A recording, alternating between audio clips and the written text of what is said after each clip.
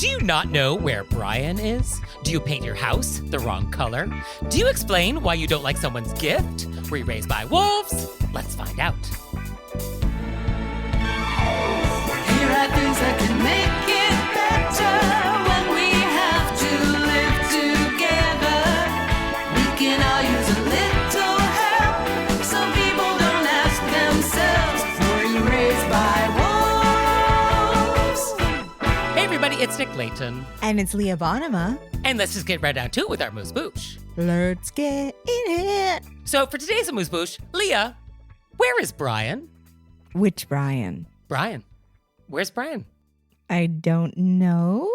Outside with the dogs? No, Brian is in the kitchen. You know what? My first thought was, I bet this is going to be like in the spice rack. It is not spice related, but what this is a way to develop instant rapport with an entire generation of French people. Oh, so Brian's in a French kitchen. Yes, it's a few words. So let me explain what is happening, because obviously this is confusing. So this is a phrase that is from a very common school textbook in France that was first published in the 70s and was popular through the 80s. And so anybody who studied English in France in this period probably used this textbook. And one of the lessons in this textbook was a photo of a house with family members. And one of the exercises was you were asked, where is Brian? And you would look at the picture and then you would answer, Brian is in the kitchen. And so millions of French people studied this. And in the early 2000s, a very popular stand-up had a whole bit about this, how he was traumatized by Brian. Who is Brian? What an existential question. Where is Brian? And so this joke became super famous and became embedded in French culture. And so now, if you go to France and your name is Brian, very good chance that a person will ask you, where is Brian? Like to your face. Like if you're like, oh, my name is Brian, a French person might say like, oh, where's Brian? And so if you really want instant rapport, the correct answer is Brian is in the kitchen. Oh, I love it. It's like our Donde está la biblioteca. It is exactly our Donde está la biblioteca. Like it is exactly that. Yes, and so if you do meet a French person, this is a great way to break the ice, even if your name's not Brian. They're like, hey, I'm from France. And you're like, oh, hey, where's Brian? That would be great. Yes, if it's a person of a certain age. I think if they were not in the 6th grade in the 70s or 80s, then this may be lost. But I actually think it is now a meme in French culture that I think even younger people probably know this joke. So I think just be prepared. If you're ever asked, where is Brian? Now you know. The answer is? Brian's in the kitchen. Brian is in the kitchen. I love it. Merci. There he is.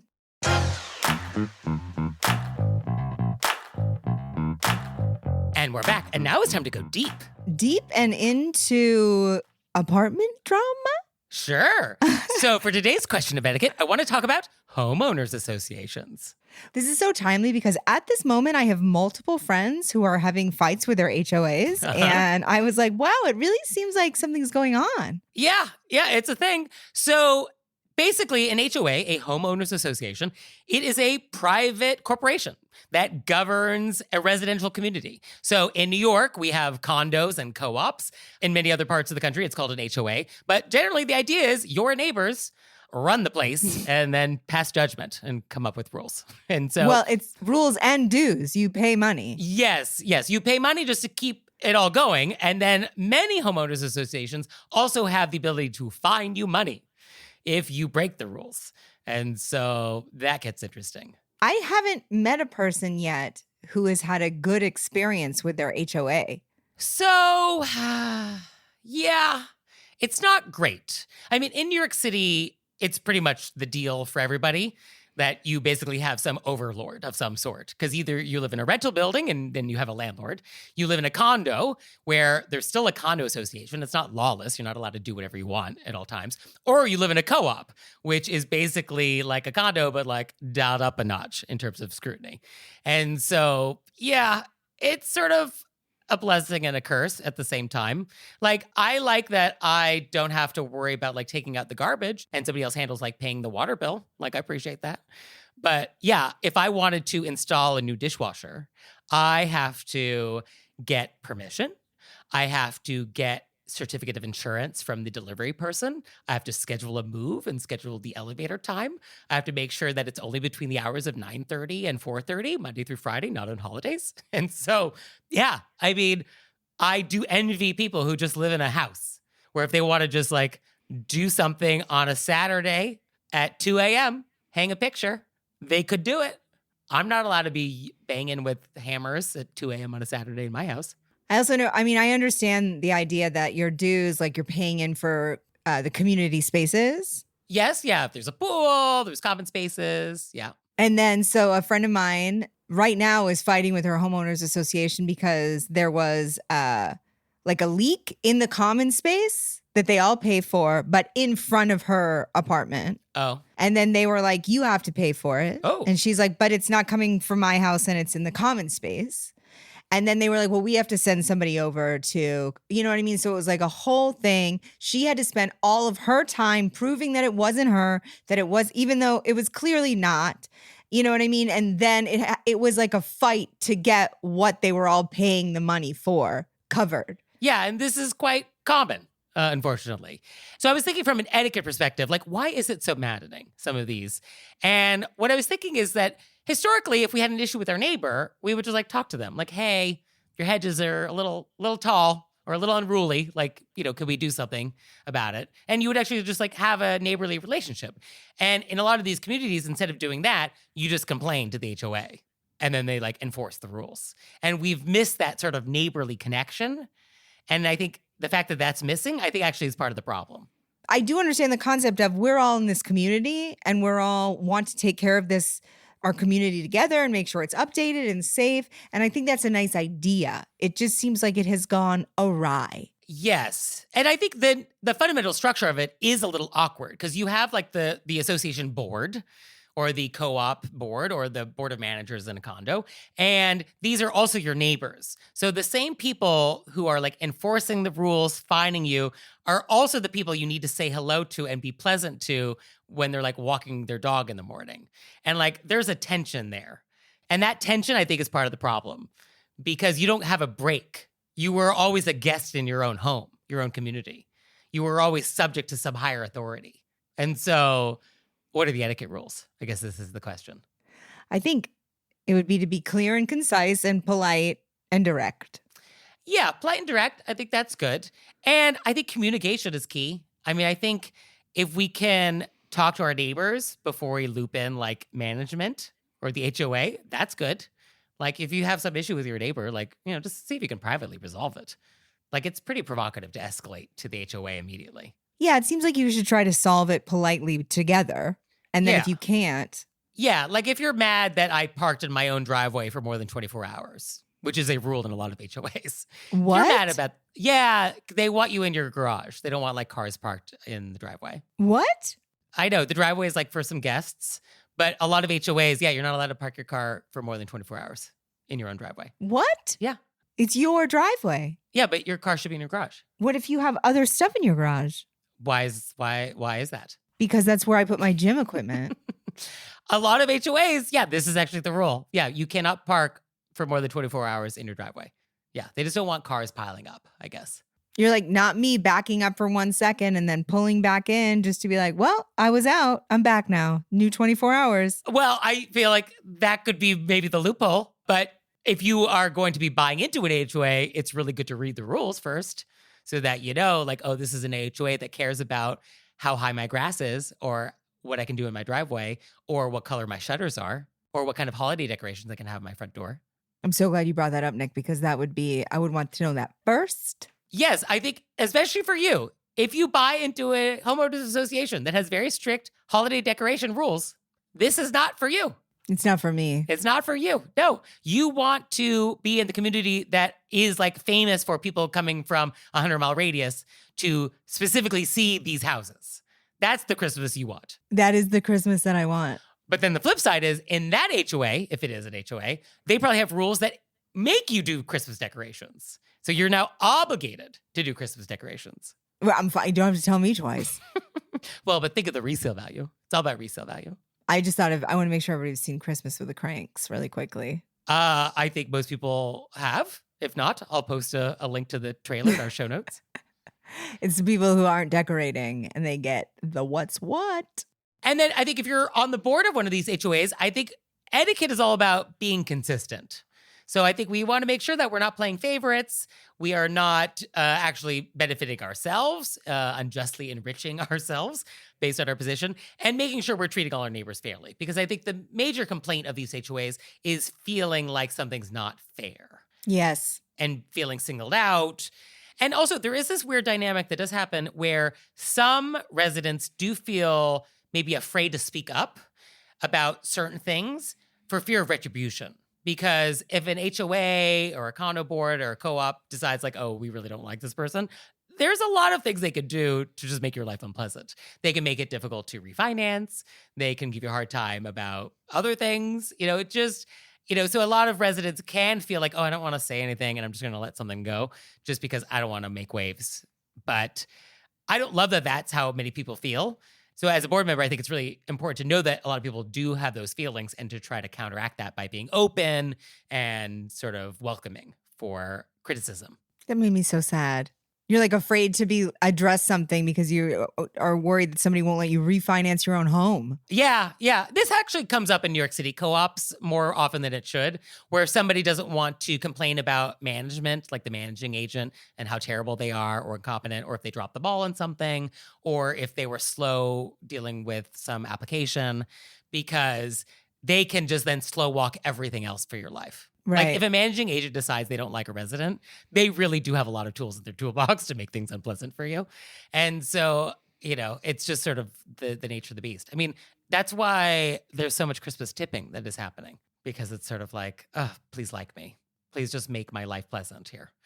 So I can't even tell you how much I want to buy a house out in the woods. Yeah, to not have an HOA, there's nothing to be said for it, for sure. I mean, I see if you're on the board that probably you also get people who are constantly nitpicking and... That is such a good point. Yes. I mean, it is thankless. It is unpaid. It's a lot of time and effort and work to be on one of these boards. I've never done it. I would definitely hesitate to do it because, do you want to have all of your neighbors mad at you all the time for things that are not necessarily in your control? Like sometimes you do have to raise the common charges. Like sometimes that's just necessary. It's not you raising the cost of the garbage delivery or the taxes, or that is what it is and you have to do it. But like still you're the face of that decision. Yeah. And so, who wants that aggravation? And for me, when I come home, I like to have a safe space that's sort of free of drama, which is why I don't actually want to get to know any of my neighbors. I want cordial distance because I don't need any of those relationships to go bad. I just want them pleasant and neutral. So that's why I don't want them to go good either, because, the flip side is bad. So like that middle zone is perfect for me. I say, hello, I'm pleasant. I have the perfect 45-second elevator conversation about the weather to get me from my floor to the lobby. And that's all I need. And so the idea of being on a board where people know who you are and want to complain even when you're off duty. Yeah, no, this is totally thankless. Oh, I'm sure. So it just really seems like a lose-lose no matter what end of the stick you are in there. Unless everybody's like agreed that we're all on the same boat.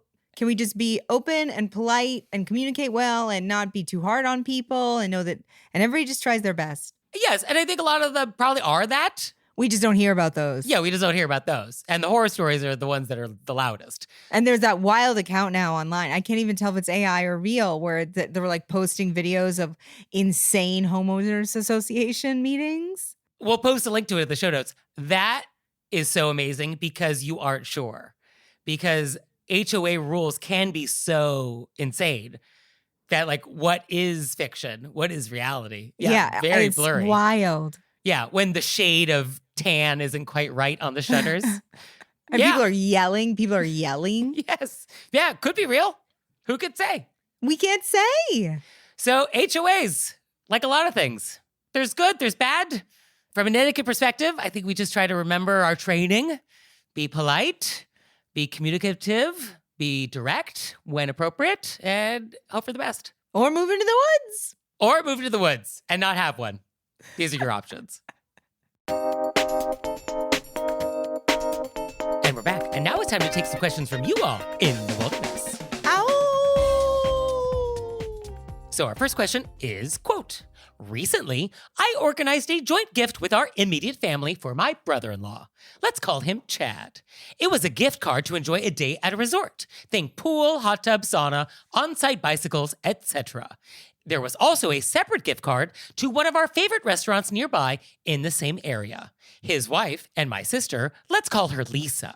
She texted me this weekend and suggested we use the resort gift card for our mother instead. Lisa said that the resorts they would be interested in are beyond the gift card amount, and that Chad would prefer to just stay the night at said resort and not use a day pass, and they would have to, quote, kick in for extra money. I was taken aback and hurt at this suggestion and expressed this in my reply, to which Lisa responded that she had told me to get Chad this or this when I'd asked the month before his birthday for suggestions. I replied that I was sorry I hadn't followed instructions. We're sisters, so you can insert sarcasm here. I told her I had tried to be thoughtful and creative and give Chad an experience that my husband and I had done and loved. I also intentionally gifted amounts that I thought were generous, so there wouldn't be an issue of them having to contribute. Side note, putting in extra money is of no financial consequence to them. She did agree that the gift was thoughtful and creative, but then listed the aforementioned issues with their usage of it. I would die before I ever told anyone, relative or otherwise, that we didn't want to use their gift or that it was a problematic gift, and I certainly wouldn't want to re-gift it to someone who had also originally contributed to the gift. P.S. Don't worry about my sister. I'll deal with her. Ha ha. But I would love your take on this as an etiquette situation. Oh, it just hit me that she's saying that the mom, it will to one of the contributors, and then she wants them to give it to the mom. Yeah. So mom kicked in some cash for this gift. Lisa's like, we don't want it. Give it to mom. And mom's like, but I helped pay for it. So interesting. I just want to say up top, I would love this gift. I think this is a great gift. What a delight. Yeah. No, a day at a resort. Think pool, hot tub, sauna, on-site bicycles, plus a gift card to a favorite restaurant nearby. I mean, I'm not mad at this. I am not mad at that at all. Yeah, letter writer, send it to me. I'll take it. Sounds dreamy. Lee and I will have a great time. Oh, we would have so much fun, Nick. We would, yes. Only if they have tandem bicycles. I'm fine with tandem as long as I can be in the front. Okay. Happy to be in the back. Okay. So, yeah, the idea that we would give the gift to our mother who contributed, yeah, that's wild. I do want to add, and I've said this before, sibling relationships are like a whole level that I can only imagine. Yeah, and our letter writer is in a real good place with that. She's like, I'll handle her. Yeah, she's like, I'll handle it. Insert sarcasm. She's my sister. This is the relationship. I guess my question is, what is the sister asking for? Is she asking for a new gift? Or is she just saying, oh, this gift isn't good enough for us. Let's just give it to mom. Because if it's just like, oh, this doesn't meet our needs, let's give it to mom, end of story, okay, happy to walk away. But if it's like, oh, we still need you to give us a gift, then that's a different question. That's so funny. I never even thought about the first option. I was like, she's asking for the this or the this. She wants you to give it to mom and then go get this other thing. Is that what's being asked of us? We need to go back to the original list of requests? I think that's what it is, yes. But I mean, it would be funny if she was like, oh, don't worry about it. Just give it to mom. Yeah, I kind of think like, oh, we'll just give it to mom and then that'll just wrap this up. I'm not going to go out again and spend more money on a new thing. That's so funny. And then what are you going to say to the husband? Be like, hey, we got you a present, but my sister said you didn't want it, so we just gave it to mom. Yeah. Happy birthday. See you next year. Now, just to play, is it even devil's advocate? Just to ask the question, should our letter writer have followed her sister's instructions? Well, what I was going to say is moving forward, I would not ask for suggestions. Yeah, don't ask if you don't want the answer. But I don't think that a suggestion, then it has to be this or nothing. Well, for the sister in this story, it does. Yeah, no, seemingly it is for the sister. Yeah, these were not suggestions. These were, oh, this is the shopping list. This is what you're getting. You have two choices. You either get this or this. Which I think is not what other people think of when they say suggestions. It's also not what other people think of when they think gift. You've just told me how to spend my money. But I wouldn't ask. Yeah, I think we're not asking anymore. And I think if our sister is like, hey, I have some suggestions, say, oh, no, thank you. We got it. We got it. We got it. But for our letter writer's question of like, in general, what is the etiquette advice here? When you get a gift, you say thank you, and then that's it. If you don't like the gift, that is not the gift giver's problem. So if it's a sweater in the wrong size, you try to go to the store and exchange it for the right size. If you hate this resort and you never want to go there, then donate this to charity. That like do something with it. Like do not go back to the gift giver and be like, hey, I have notes. I have notes. I have notes. I do love that your idea that we would just give it to mom and then they don't get anything else. That kind of makes it more fun. That also, I feel like, is the dynamic I would have in this family, which is like, I gave y'all a nice gift. You criticize it. You said, give it to mom. I said, okay, done. What are you going to do? Say, give me more free stuff? No. No, can't do that. Oh, I mean, that changed the whole thing for me. Now I'm like, give it to mom. Give it to mom. I think that's a great idea. Mom would love it. She loved it so much that she helped contribute to it. So, of course, She thought she's it was on a great board. idea. Yeah, she thinks it's great. And actually, what you should do is go with mom to this restaurant, and you should have a great meal, just you guys. And then you should send your sister a photo from the restaurant saying, wish you were here. And you should send photos of you guys poolside, all of that. Yeah, you should really make a point that you're actually having a great time with this gift that they did not want. Also, Nick and I will come. Oh, yeah, invite us. Please invite us. I want to go so much to a resort day right now. Right? Yeah, Leah, we need a spa day. We would have so much fun at a spa, Nick. Would we? I mean, I say that like as a joke. Would we have a nice time? Why would we not? I just visualized us. We're in robes. We're We're in laying robes. back on a chair. We have cucumbers on our eyes. Iced We just tea. got some kind of mask, like a Yeah. full body mud mask. Mani-pedi. Yeah. We're getting like maybe some kind of a red light therapy. Yeah. No, I do like a day of beauty. It's true. All right. Well, Leah, let's do it. Let's find where this resort is. We just show up. Hey! Hey, Nick and Leah, remember us? So our next question is, quote, let's say that a friend and I have made plans to meet for lunch at a nearby restaurant at noon. I am a 15-minute walk from the restaurant. And at 11:30, my friend texts me to say, so sorry, I'm running 5 to 10 minutes late. Am I allowed to now adjust my departure time to arrive at 12:05? Or does etiquette demand that I still arrive at noon in case my friend makes up the time somehow?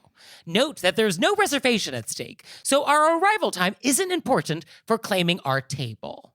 Yeah. You adjust your time. Yeah, I think you do. Yeah, you are not obligated just to sit around now. Well, that's also why they're letting you know in advance. But am I allowed to now arrive later than you? Like, you said I'm running 5 to 10 minutes late. Can I roll in at 12:10? Well, 12:10 isn't technically later than them if they're 10 minutes late. Right? So I could arrive at the latest that they were suggesting. And if they arrive before I do, that's fine. Right? They can be waiting there if they got there at 12:05. Yeah, I would just say, okay, I'll schedule myself to be there at 12:10. Yeah.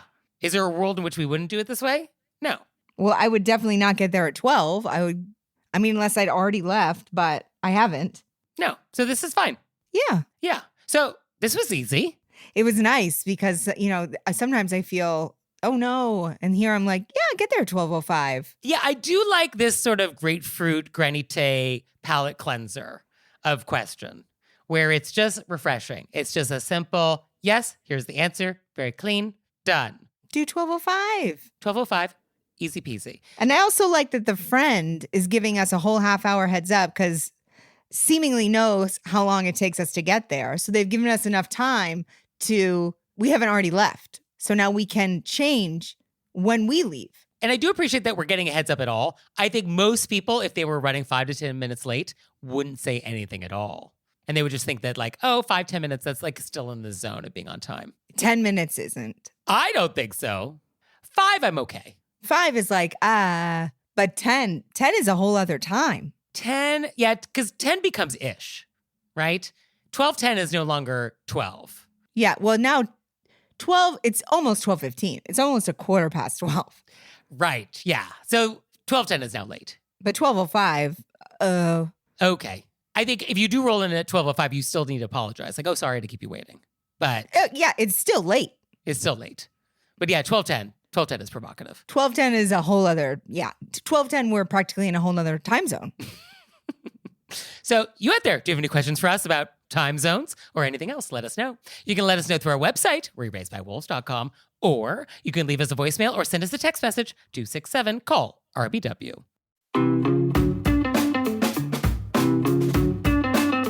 And we're back. And now it's time to play a game we like to call Vent or Repent, Then to repent. which is our opportunity to vent about some bad etiquette experience we've had recently, or we can repent for some etiquette faux pas we've committed. So, Leah, would you like to vent or repent?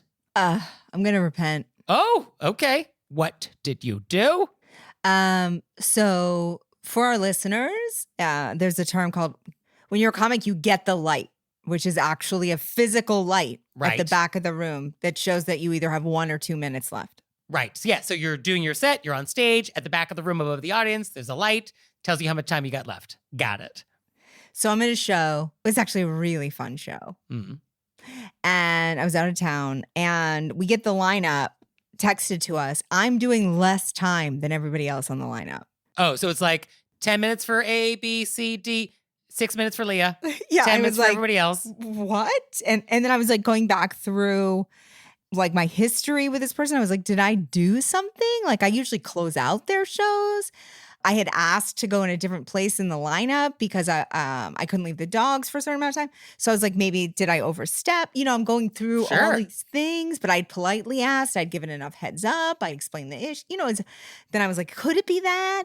And then I went over and I just decided to ask. I go, why am I doing less time than everybody? Yeah. And they were like, oh, that was a complete typo. I'll light you as if you were just doing the regular time. Okay, good. So I go, okay. So then I go on stage and I mean, I needed this. I felt rusty. I don't know if people in the audience can feel it, but this was like one of those sets where you're like, I feel alive again. Okay, nice. Oh, and it's all coming together. It's all coming together. It was very in the moment. I was talking about this raccoon that we'd found in our building that was like ripping my heart out, you know, and I just kept making callbacks to the raccoon and how I was going to invite it into the house. But anyway, it was a great set. It was like very organic. And I guess they had lit me, but in my peripheral. Okay, so there was a light, but you didn't see it. I never saw it. And so usually when like a comic gets lit, they give you a sign like, hey, I saw it. I didn't see it. Mm-hmm. But apparently I was looking in that direction, but I've never intentionally blown a light. And then I saw I was like, wow, they're really letting me go. And they said they were going to give me time. They are giving me time, you know, in my mind. And I was like, okay, but it's a fun set, you know? And then I see the light. I register it. I give them, you know, and then I give them the nod. And then I do my closing joke and I leave. And the host was like, oh my God, great set. And then the booker came over and said, I didn't mean to write you less time. That was a typo. Great sets. And they didn't even mention to me. Great. And then another comic was like, you completely missed the light when they lit you. And how over did you go? I went over, Nick. I did. I was like, oh, I thought they were just letting me go because I asked about the time. I mean, you're supposed to do what, 10 minutes? I was doing 15. And what did you end up doing? I did more. I did more. More than a few minutes. And so I felt horrible. Wow. I mean, the fact that you don't want to say how many minutes more definitely suggests you should feel bad. I do feel bad, Nick. I'm telling you, I feel bad. Okay. I do. Neither one of them brought it up to me at all. And I did have a great set. So at least I wasn't bombing through that extra time. That's true. Yes. If you were bombing and blowing the light, that's not a good combination. Sure. But it was just like I would have been more aware because I could tell I was going long, but I thought they were purposely giving me longer because we'd had the conversation and they were like, oh no, that was a mistake. And you couldn't see the light at that time?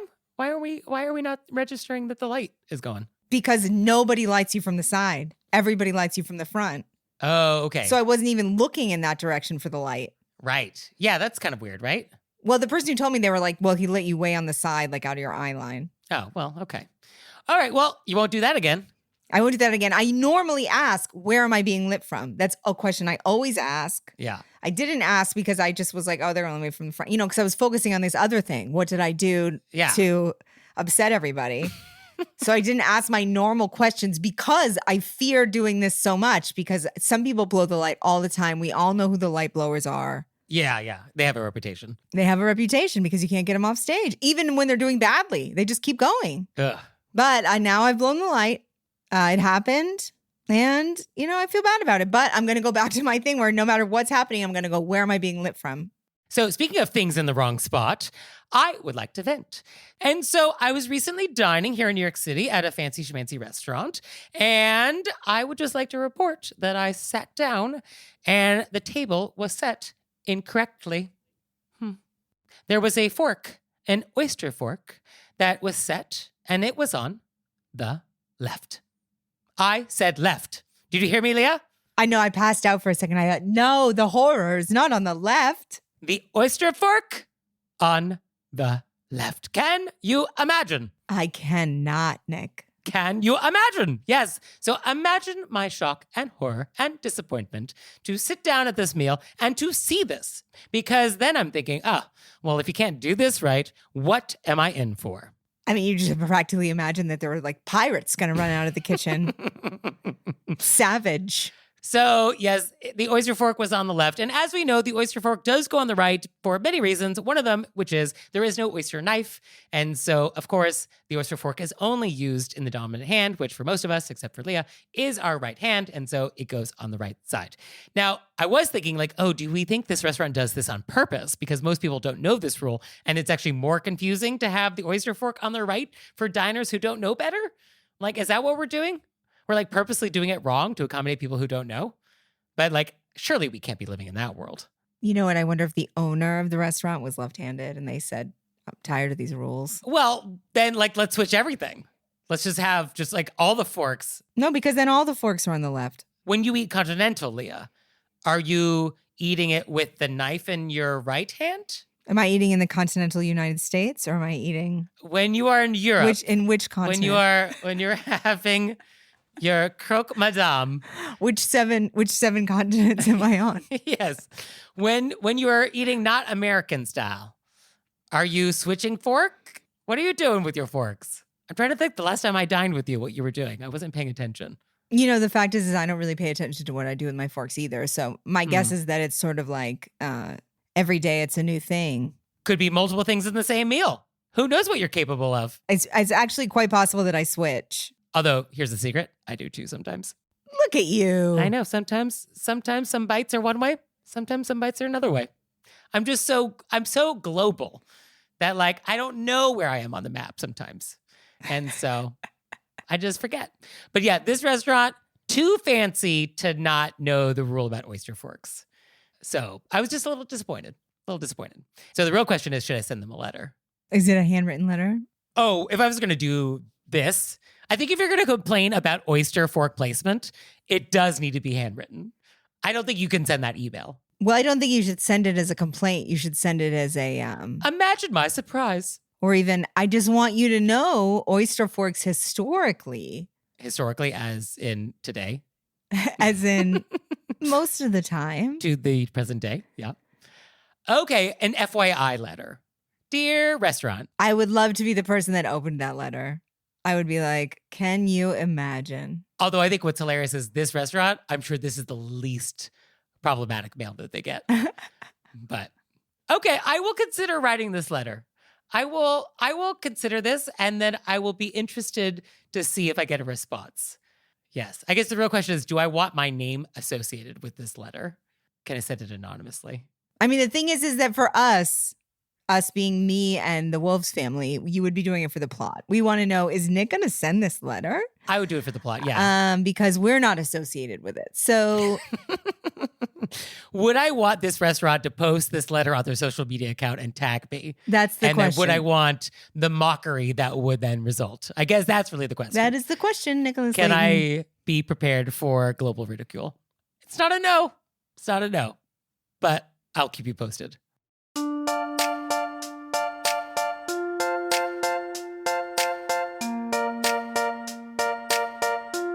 Leah, what have we learned? I learned where Brian is. Yes, and where is Brian? Brian is in the kitchen. That's right. And I learned that on a tandem bicycle, you would like to be in the front. Oh, yeah, I need to be in the front. I can't be in the back, Nick. Well, thank you, Leah. Thank you, Nick. And thanks to you out there for listening. I'd send you a handwritten note on my custom stationery if I could. He would. So for your homework this week, Leah, what should the homework be? It's on you this week.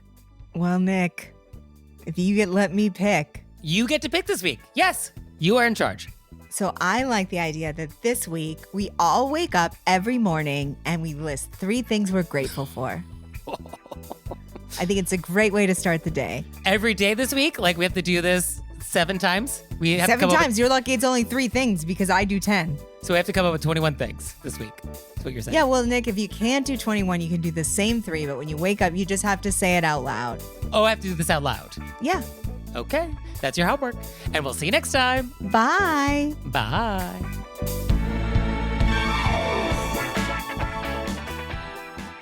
All right, Leah, it's time for Cordials of Kindness, the part of the show that you make us do, but I only give you 30 seconds to do it. Ready, set, go. So I want to say a shout out, Cordials of Kindness, to 2 of our Wolves family, Oh. Tammy and Angie, Okay. who have both reached out to let me know where I can find more. Now I know the name, Coca-Cola Freestyle Machines. Yes, uh-huh. Sure. Tammy let me know that they're at the Grove. Thank you so much, Tammy. On my way as we speak. I did not know, and I'm so excited. And then Angie sent me the website you can go to that shows you the locations of all of them in your area. Oh, it's like a map. It's a directory. Yeah, like you could be like, hey, I'm in this city right now, and you put it in, and they're like, well, you can find 7 Coca-Cola Freestyle machines around you. I mean, my life has changed. Yeah, it's really only a matter of time before you get one for your house. Oh, If you win the lottery, like you're not going to tell anybody, but there will be signs. I actually feel like it might be too much power for me to have one in my house. Also, Tammy brought up that they have a Mr. Pibb 0, and I cannot wait to jump on that. Mr. Pibb 0. Yeah, because Okay. I loved Mr. Pibbs. Okay, I'm not super familiar with the Pibb family. You should try the Pibb. Okay. Is there a Mrs. Pibbs? No, Okay. it's like a Mr. Rogers. Oh, got it. We don't know what's going on with the rest of the family. Fair enough. And for me, I would like to say thank you to Anne. Anne just sent a handwritten note, and she says that her and her daughter recently returned from one of her favorite places, which was the 2 Bunch Palms in Desert Hot Springs. And she sent a Oh. photo. Oh, do you know where this is, Leah? Yes, I've been to Desert Heart. What, can you tell me, back up for a second? Let me write it down. 2 Bunch Palms?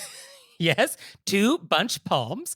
And Anne sent us a photo of her robes and a Were You Raised by Wolves tote bag that are hanging from the palms. And they're hanging on the palms because you, I guess, do that and then like dip yourself in the waters, the healing waters. And so how delightful that the Were You Raised by Wolves tote bags are part of a spa event. Like how relaxing and delightful. I love that we, by proxy, are by the Healing Waters. Yes, we are Healing Waters adjacent. And I got to say, this tote bag looks pretty good hanging on a palm tree. Not mad at this. So thank you, Anne. Also, lovely penmanship. Your handwriting is very nice. And hint, hint, you out there, I do love getting mail at the P.O. Box. The address is on our website. So please send me mail. Nick loves mail. Nick loves opening mail with his letter opener. Funny you should mention it, Leah. That I went to the P.O. Box today and I got this letter and I wanted to open it on the spot. And I was thinking, oh, I can't because I don't have my letter opener on me. And then I was thinking, like, should I keep a letter opener in the P.O. Box? Oh, my Lord. Like, could I just like leave one in the box with the post office care if there was just like a letter opener that it was like always there?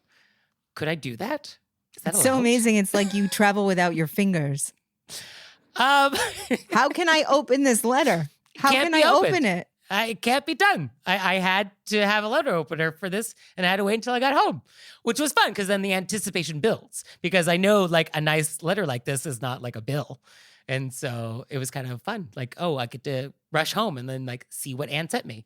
I did think though, if I had a letter opener at the post office, I could solve this problem. I mean, you could tape it to the inside of the box. I was thinking like, yeah, magnetic or yeah, something. Although New York City post office, I feel like they don't want like weapons in the. Yeah, I was going to boxes. say that's going to get used in some way and then you're going to get blamed for it. And they're going to Right. be like, you can't have this here. It was a thought I had though. So thank you, Anne, for your letter, and I hope to hear from you again.